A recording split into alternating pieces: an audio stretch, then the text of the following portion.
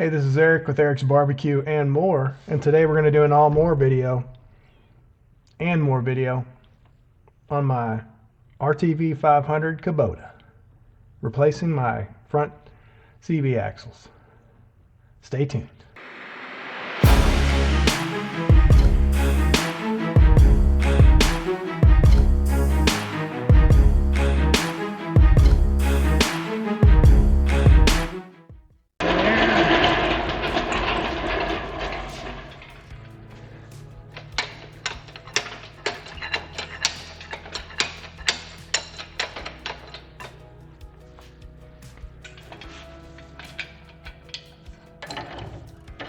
Sketchy.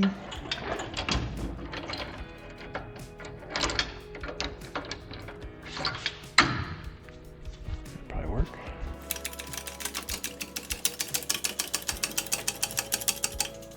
It's pretty good.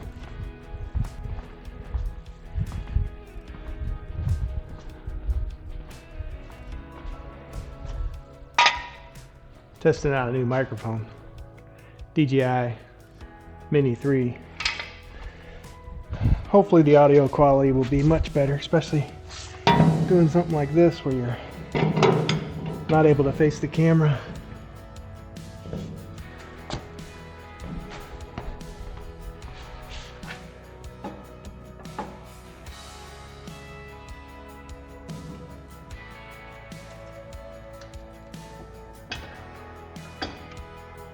Let me get you in here and I'll show you the problem with our CV axles.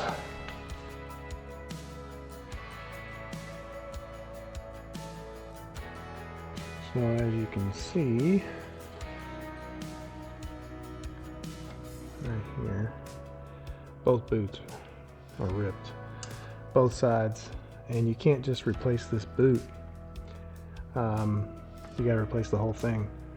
I'm sure somebody in the comments is going to tell me that you can replace those boots, but this is a 2010 machine, so 15-year-old, and you know, I think the parts were 150 bucks.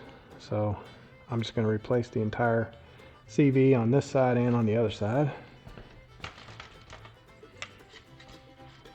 And it's the same deal. This tore at the exact same spot. So I'll take you through the process. Alright, we're going to pull off these wheels.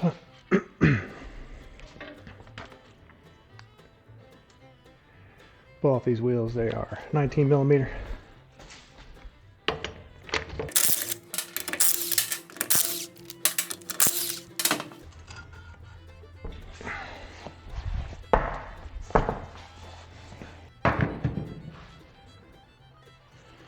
Take this little dust cover off.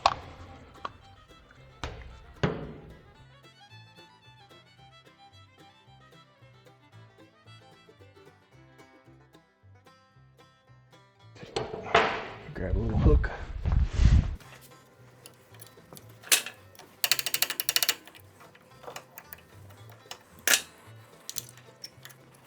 There we go. Just need to give it a little wiggle.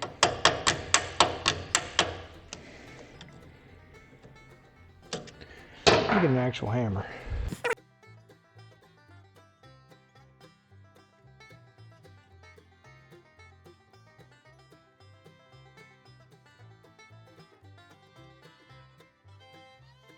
Like maybe 17 millimeter? No, bigger than that. 21. 22. 22 millimeter. 22 millimeter.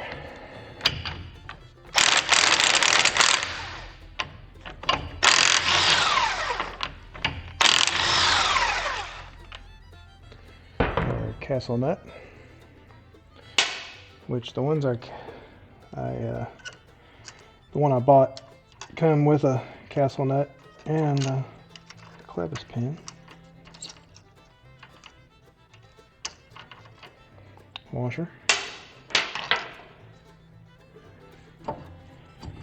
Now you can see there when we push that in, that moves that entire thing. So this is loose.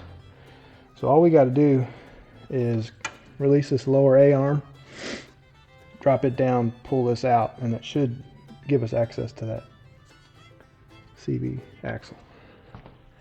Let me take this little shield off. I'm just going to take a 10mm to those nuts right there.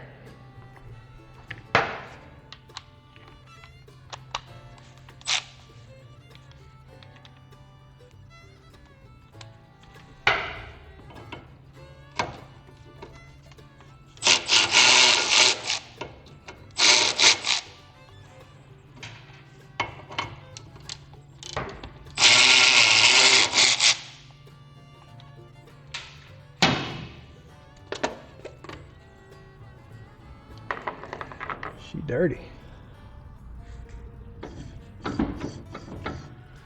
Okay, these are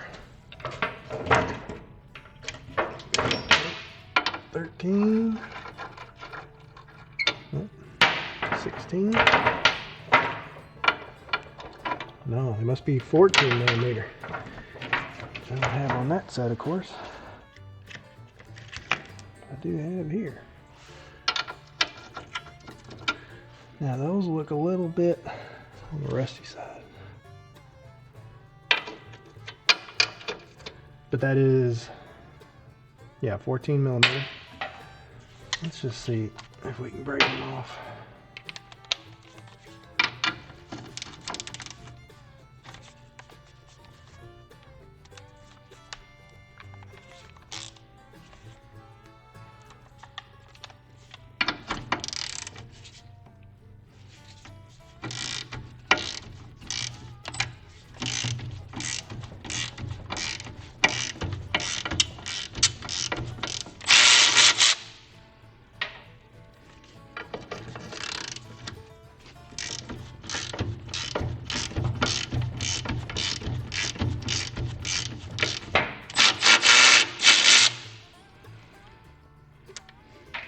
Got 2 nuts and a bolt.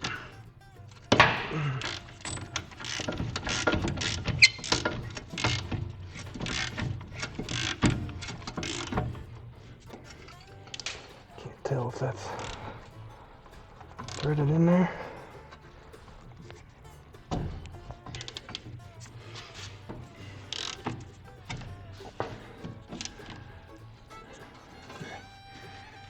See if there's a head on there or not.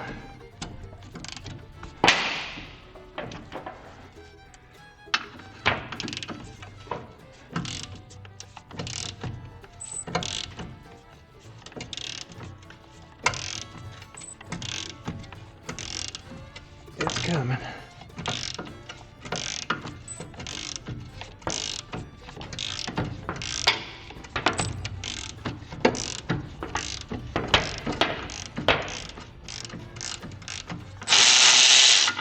There it goes.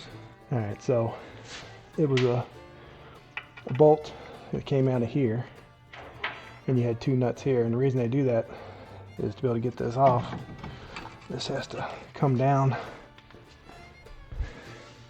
and pull out.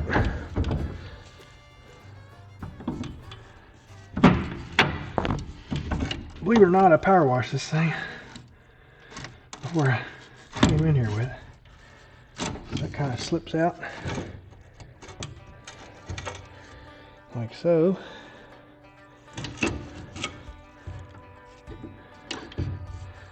And now you have access to that. All right, I put that back together so you could see it, how it came out.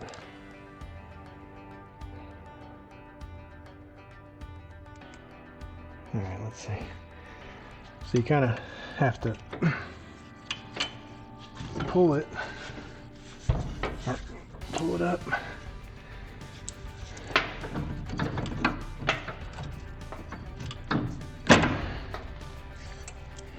can't get it up. You got to twist this as it comes out.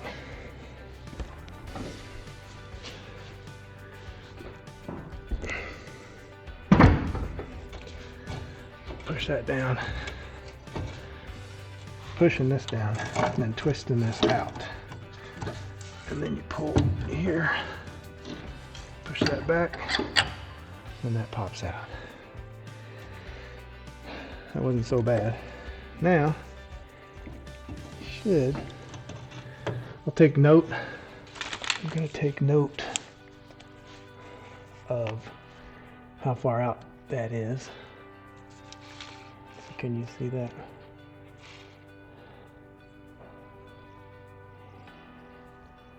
Right there, that gap. It's about 1/8 of an inch. So I think, yeah, she just pulls right out. We're both looking at this for the first time. This is my new part. Got it from Amazon. And we will see if they match. Looks like the length is correct. That's a good sign.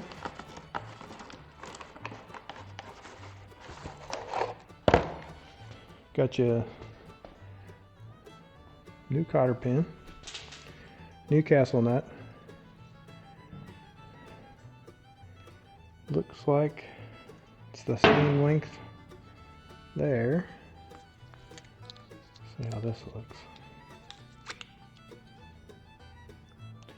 That ring looks a little bit bigger than this one. They look pretty close. I'll inspect it and see. I'm gonna use a little bit of marine lube. Stick it on here.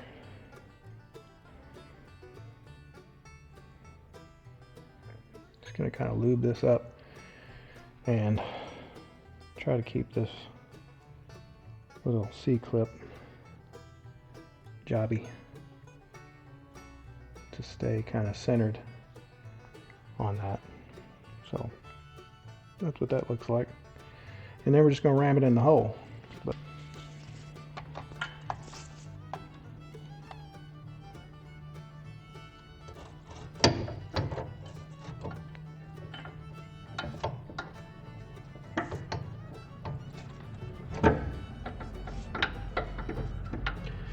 trying to turn it to get the splines to line up. Did I mention this the first time I've ever done this before? Boy,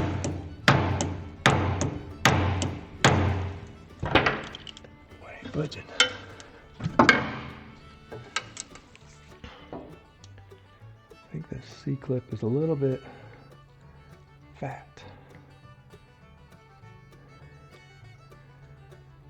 Squish it down a little bit. Ain't no squishing that.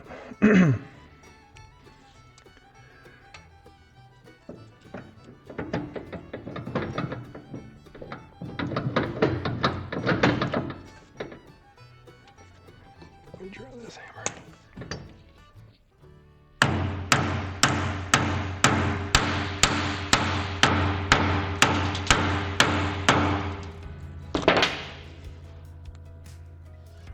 Ain't even close.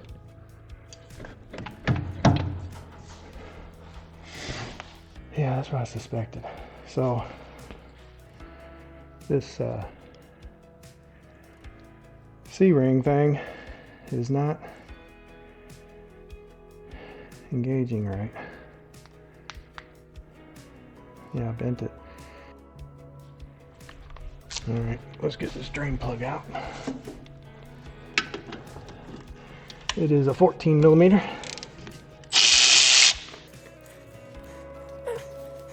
Yeah, it's pretty milky. Of course, this is my deer getting machine. So this thing has gone places you can't even walk. It's pretty badass. I've lost the rear diff lock on it. It just clicks. So I need to figure that out because, man, it used to be able to climb a tree and now it'll spin on a mud hill. It's got locking rear diff, but the front differentials are not locking. I'm going to attempt this again. Now this time I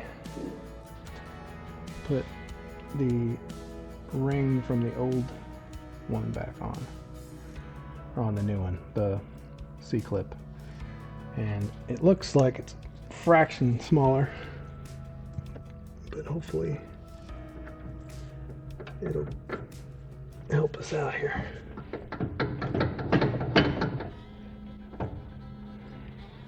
Just don't know. It just feels like it's okay. That went easy. That's the way it should be. All right, so you know, experience is the best teacher, and that slid in there super easy. Did not have to drive it home. It's still got to be driven home, but now I know that that C-clip compressed and it's inside those splines, and I don't have to worry about it galling something up, because off camera I had one little spline that was galled on the end, little mushroomed. Took a little Dremel tool and fixed that, just taking the little galling off. So now I want to look at the gap that we were looking at before, the about an 1/8 inch, and that'll tell me whether we're home or not. So let's look at that. So as you can see, yeah, that is, it's a little wider than an 1/8 of an inch. So watch right there. Let me get this oil out of the way. And I'm going to go ahead and use my mallet. Stay there, light. And just try to, it's about it needs to go about a 1/16 or so. So I'm going to take the mallet, see if we can't move it at all.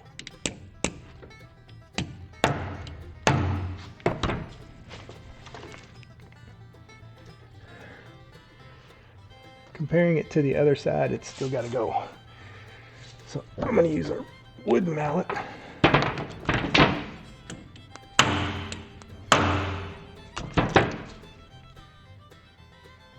Still got a little ways to go.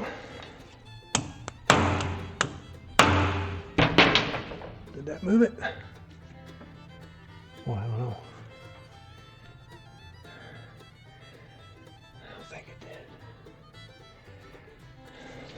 See.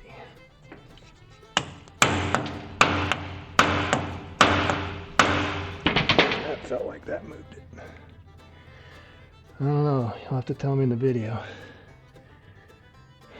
I'm gonna call that good.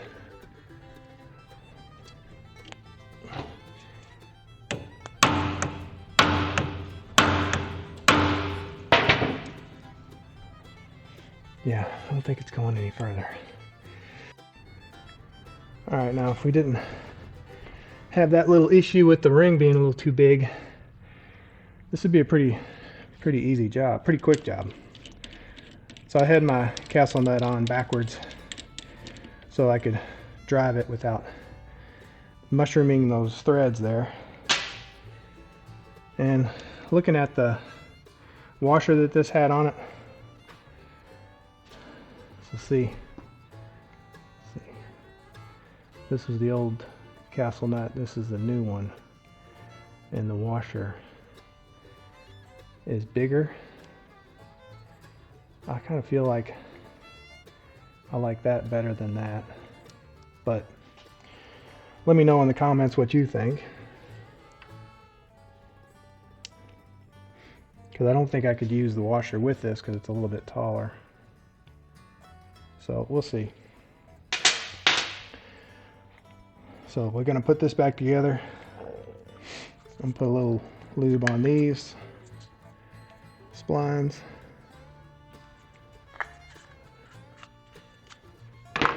It's just a good idea. And then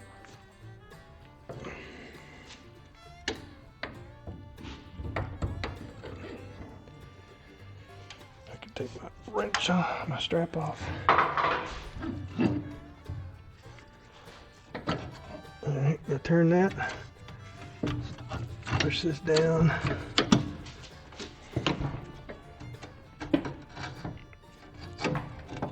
that in there.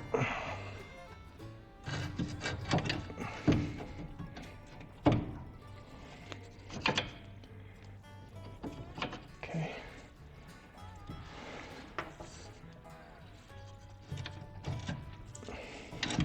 There it goes.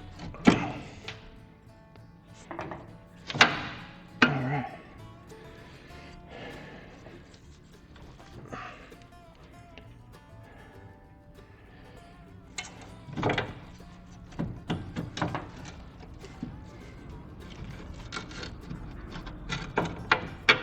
There we go. Now I'm going to start my nuts.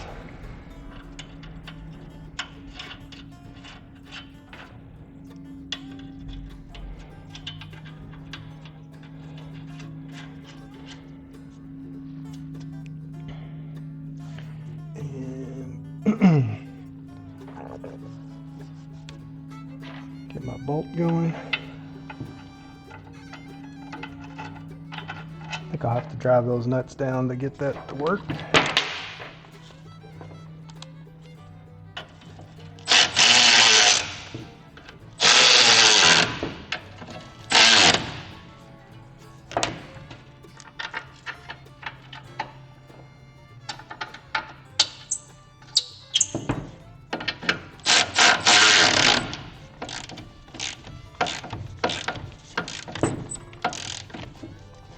I kind of wish I would have bought the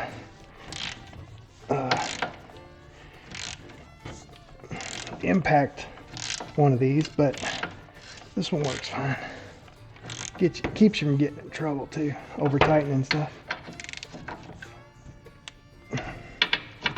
I'm sure there's a torque spec on this, but I'm going to do it the German way, which is guten tight. Dad jokes.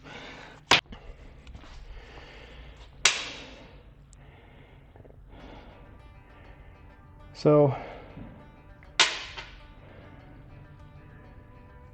this fits right up against there. I don't know. I might use that. Tell you what, though, I'm going to keep that in case I have problems with that castle nut like cracking or something.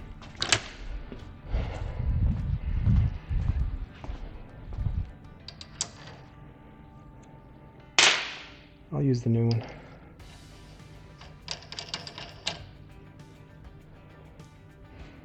And we want this guy.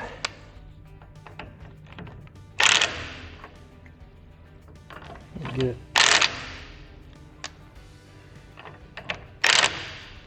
it lined up with our pin.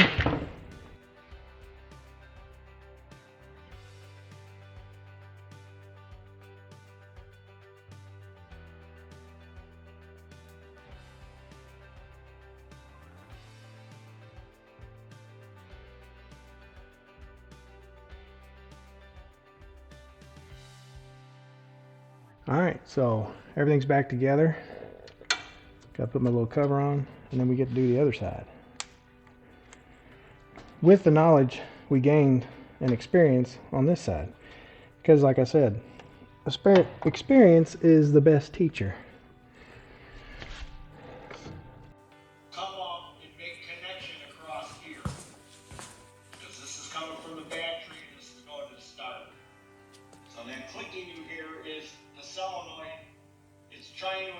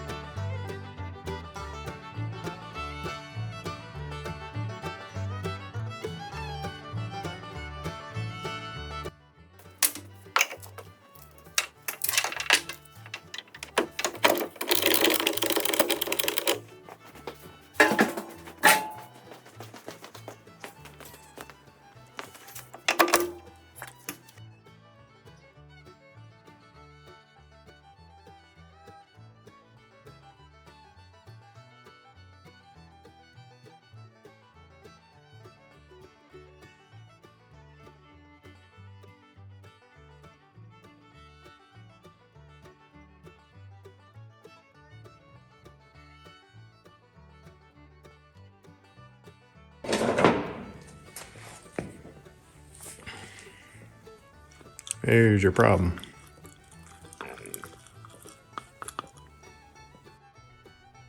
All right, I'm gonna show how I replaced the ring, or I'm sorry, the C-clip. As you can see, this one compared to that one, see how much, I don't know if you can tell, but it's a lot. It seems to be a little thicker, and it's also a little more rounded. Might be able to compress it, but I'm just gonna stick this one on here. I don't want to gall up the threads again, or not the threads, splines. But just kind of work these out. These just seem like they were kind of thrown on here.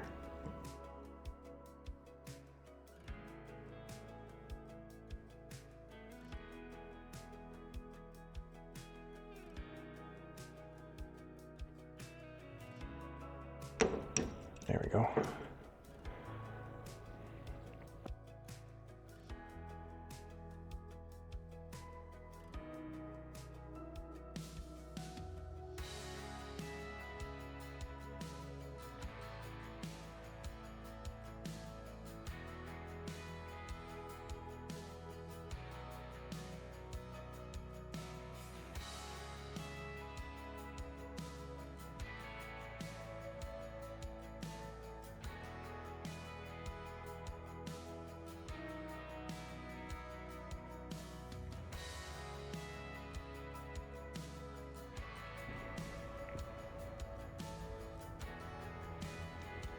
Just by nature of it.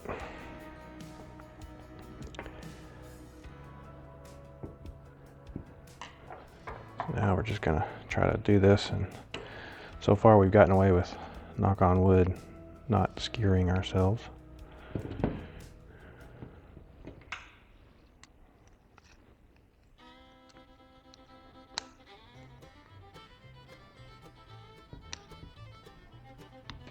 Okay.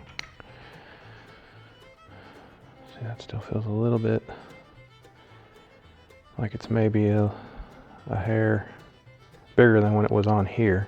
I don't know how Kubota does it. Now I feel like maybe I confused the two, and that this is the one off of that.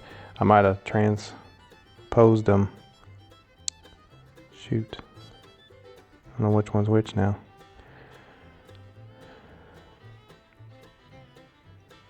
I'll have to watch the video back to see if I switched them out or not. Like a magic trick, sleight of hand. All right, I'm gonna watch back the video. All right, I watched the footage. The shiny one came off of here. This is the one that came off of here.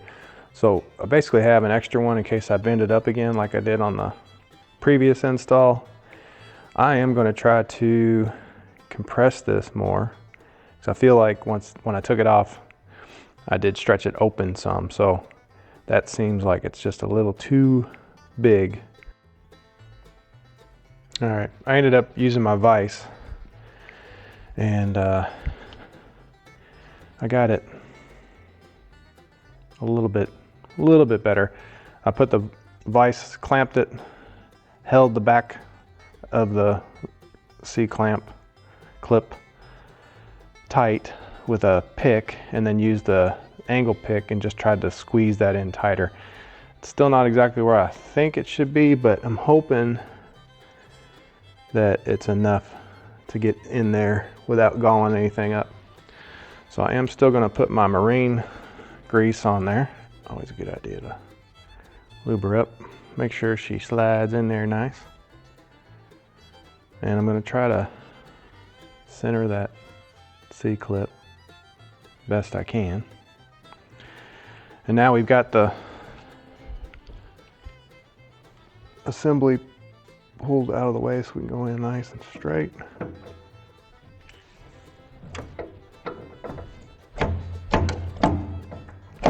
Oh, see, that slid in nice. Okay. So I'm confident now that it went in and it did not gall. That C-clip, if it's too wide, it'll try to go over the spline and then bind up, and then that's when you get a gall in your spline. So that did good. And we're almost all the way home. Give this a couple love taps.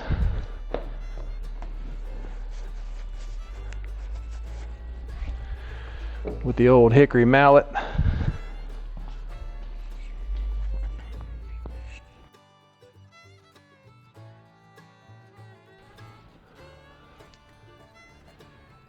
And she looks good to me.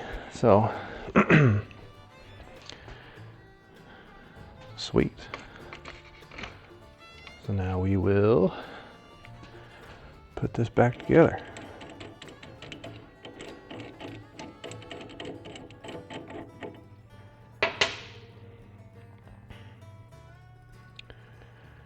All right, so we can release this. And I want to go ahead and lube this spline up. I meant to do that first, because it can hurt.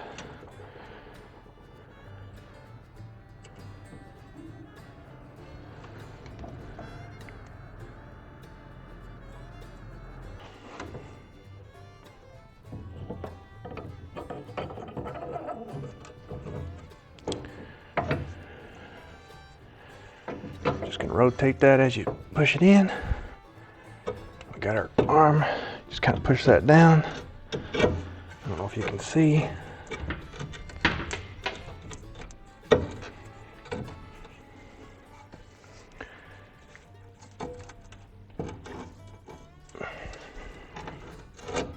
Just got to get the angle of the dangle right. There it goes. Then these two bottom bolts, as you kind of push these down, and then it should pop in there. All right, so now you got your two threads. Go ahead and get our 10mm bolts on.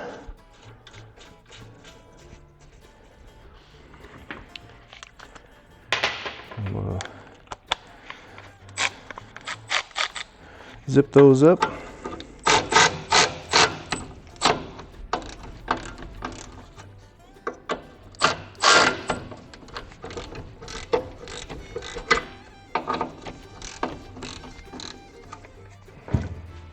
All right, so I'm gonna thread this in.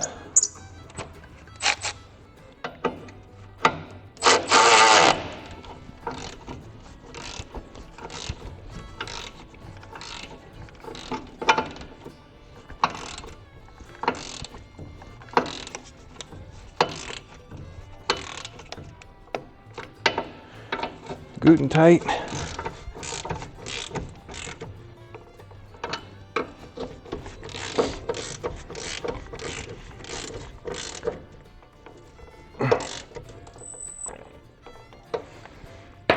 Okay.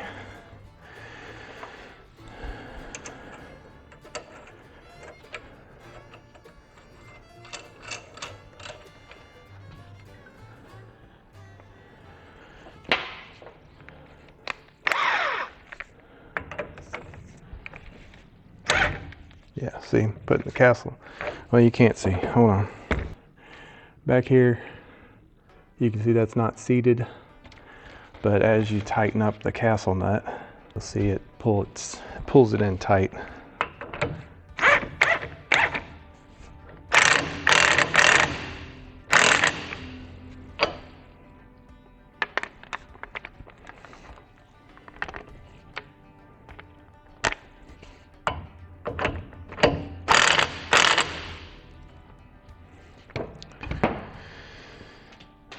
Get our new C-clip, or cotter pin, stick her in there.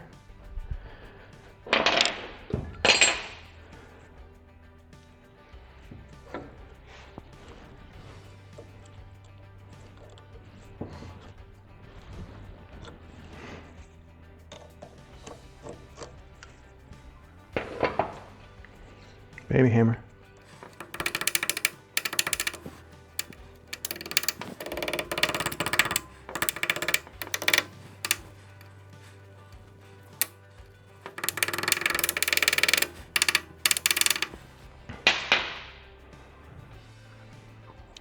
dust cover.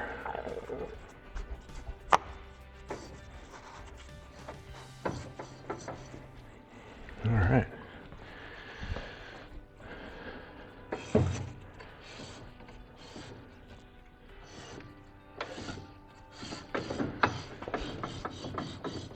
Everything looks good.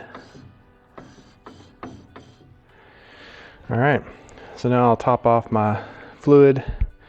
I might get I'll probably get the tires back on, let it down, then I can top that fluid off. I'll go ahead and put my cover back on here.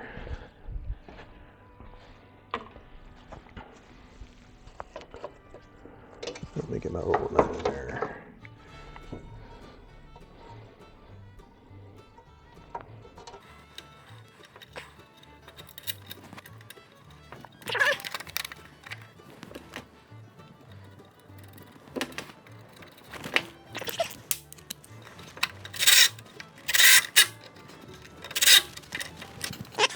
So I'll give you a little close-up of everything.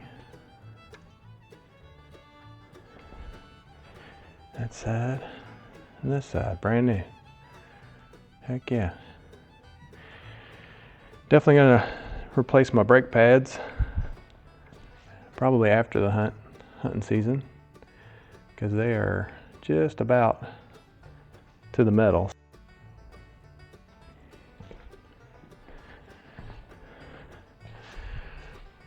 All right, so this is Eric with Eric's Barbecue and More. I appreciate you watching. I hope that you enjoyed this content.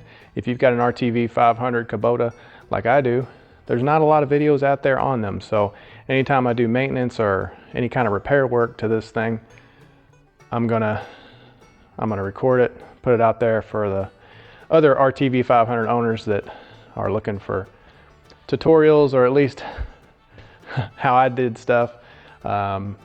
First time I've ever replaced the CV axles on a RTV 500. If you guys are interested in the rig and all the stuff I've done to it, I wish I would have recorded, you know, installing my lights, making my windshield, my roof, my rear window, my little work box in the back, you know, little stuff. But I didn't record it, so can't put it out there for you, but I can show it to you if you're interested. I just did a gun rack that goes in the front here behind the windshield. This is pretty cool. I can show you guys that if you're interested. Comment below, let me know if you like this content.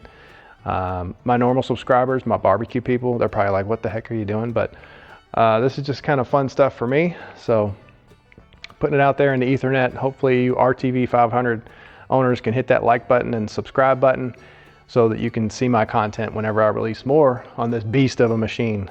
I just recently hit 3,000 subscribers. It's amazing. And I've gotten a lot of views for the building content, and for my barbecue guys, stick with me. I'll do some more barbecue videos.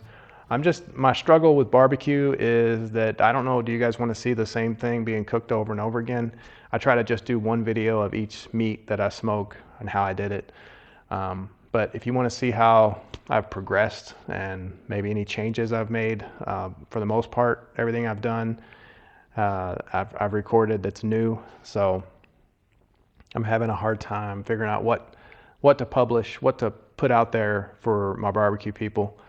But my barbecue people got me started. They got me to the 1,000 subs and then the watch hours I needed to get monetized. And, you know, so I'm loyal to my barbecue people. But anyway,